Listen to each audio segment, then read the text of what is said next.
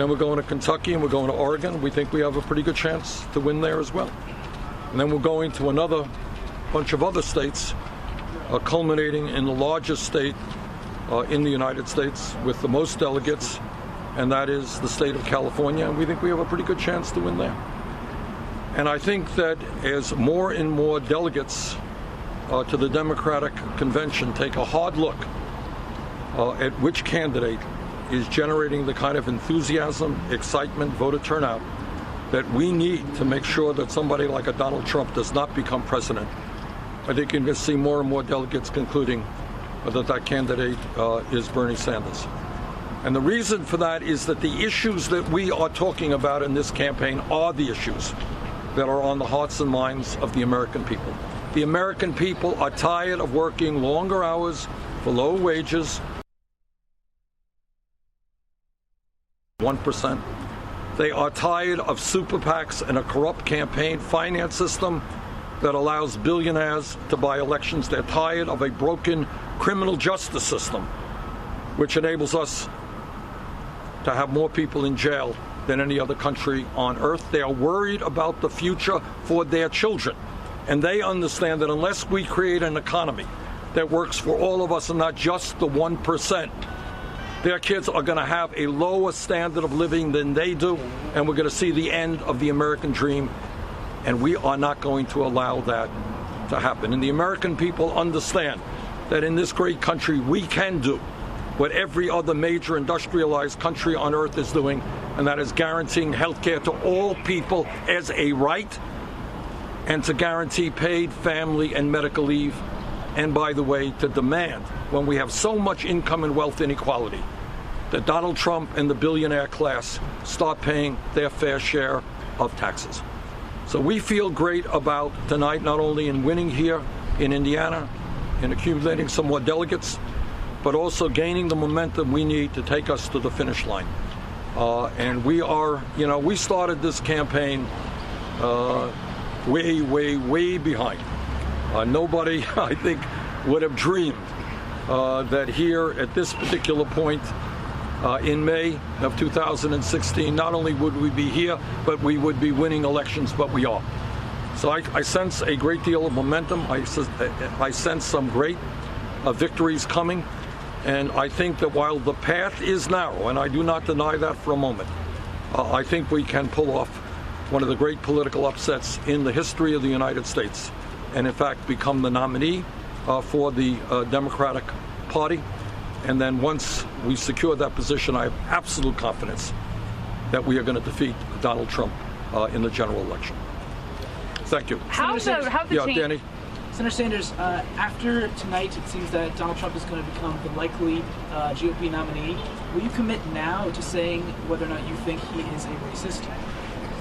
Look, I don't have to label him. I think that he virtually every day has insulted one group of people or another, whether it is Mexicans and Latinos, whether it is Muslims, whether it is women, whether it is veterans, whether it is African Americans. Let us never forget that before Trump became a candidate for president, he was one of the leaders of the so-called birther movement, a movement which tried to delegitimize the presidency of the first African American president we have ever had. I'll let the American people decide the appropriate label.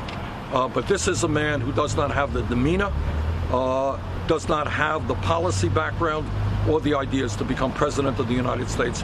I would love to run against him, and I'm absolutely confident that not only we would beat him, but we'd beat him by a pretty large number. How does the win in Indiana fundamentally change the race? Obviously, your delegate count it's going to give us a great deal of momentum, because I think there are many in the media, like you and others, who have decided that the campaign is over. Well, I guess the people of Indiana did not quite agree with that assessment.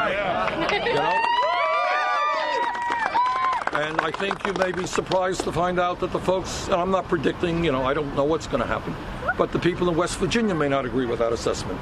And the people of Oregon may not agree with that assessment. And the people in our largest state, California, may not agree with that assessment. So we understand, and I do not deny it for 1 second, that we have an uphill battle in front of us. But I think we have a path toward victory, although it is a narrow path. Our goal is twofold. number one, to win a majority of pledged delegates. Number two, it is to make sure that in those states where we have won landslide victories, 65, 70% of the votes, that the superdelegates in those states listen to their constituents and vote the way their constituents voted in their state's primaries or caucuses. And thirdly, we are going to make the case to the superdelegates. Many of them, by the way, came on board Hillary Clinton's campaign before I was even an announced candidate. They were there way back when. Well, the world has changed in the last year. And I believe that we will be able to make the case to many of those superdelegates that what is most important is not whether Hillary Clinton or Bernie Sanders is the nominee. What is most important is that we do not allow someone like a Donald Trump to become president of the United States. And I think that according to every poll that I have seen in the last month, Bernie Sanders defeats Donald Trump in the national polls by greater margins than does Hillary Clinton, and Bernie Sanders beats Donald Trump by greater margins than Hillary Clinton in battleground state after battleground state after battleground state. In other words, I think the objective evidence is that I am the strongest candidate to prevent the Trump from becoming president. Senator, yes, Mary Ellen. Senator, you said yourself this week that you would have to win 65% of the remaining delegates to match Hillary Clinton and pledged delegates. It's not looking like Indiana is going to be that kind of landslide. It's a start. It's a start. I'm looking forward to, there are other states to come. And we are looking forward to winning in West Virginia, looking forward to winning in Kentucky, looking forward to winning in Oregon. And as you know, the state that has the most delegates is obviously California. And we already have a strong ground game in California. We have sent a lot of our people to California. We're going to run an unprecedented campaign in California. And with the help of the American people who have helped us so much right now with those $27 contributions at BernieSanders.com, we have made history. We have 7.3 million campaign contributions, BernieSanders.com. And with the help of the American people, we're going to have the resources we need to win in California. Senator, your fundraising dropped off pretty significantly. I read an article in the New York Times. What was the word you used? Plunged? How do we compare to Hillary Clinton?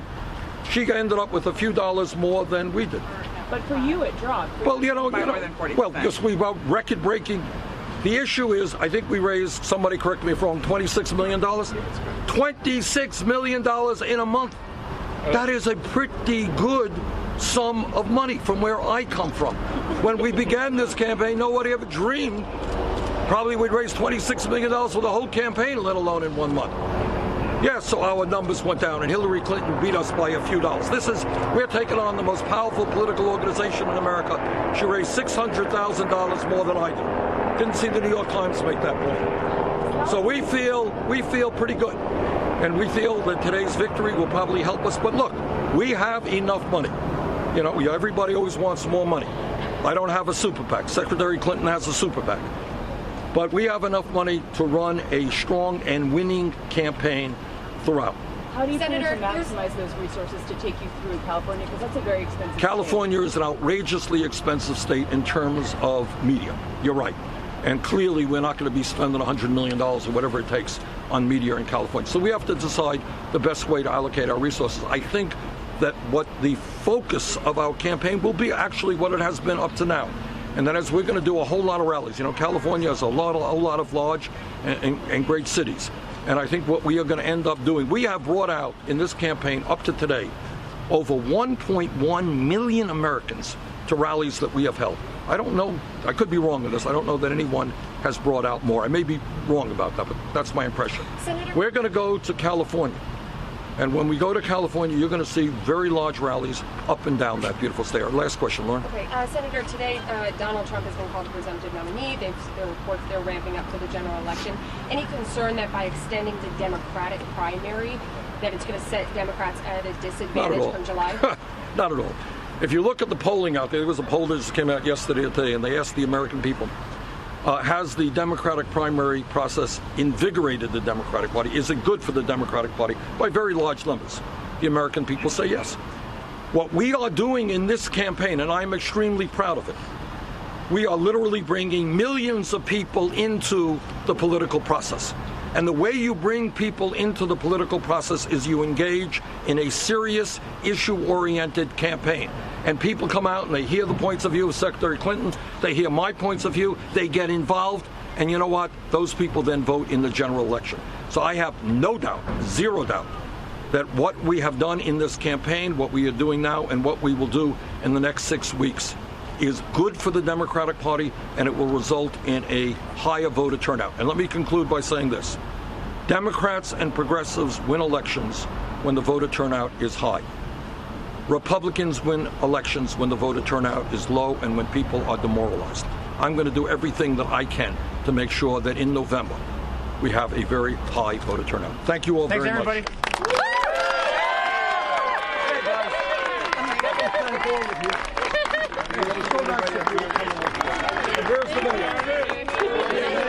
He was like, I'm not just kidding.